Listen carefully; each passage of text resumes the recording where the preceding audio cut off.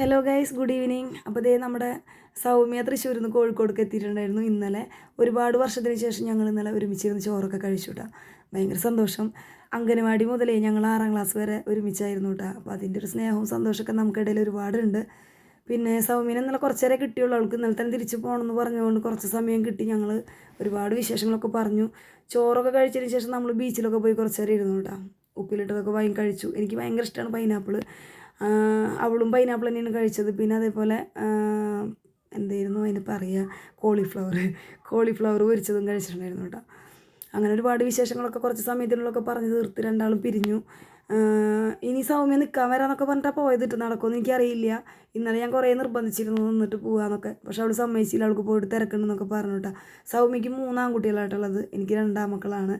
അപ്പോൾ എന്തായാലും അടുത്ത പ്രാവശ്യം നിൽക്കാൻ വരാമെന്നൊക്കെ പറഞ്ഞിട്ടുണ്ട്. നോക്കാം, നമുക്ക് വരികയാണെങ്കിൽ നമുക്ക് ഒരുമിച്ചൊരു വീഡിയോ ഒക്കെ ചെയ്യണമെന്നുണ്ട്. അപ്പോൾ ഓക്കെ.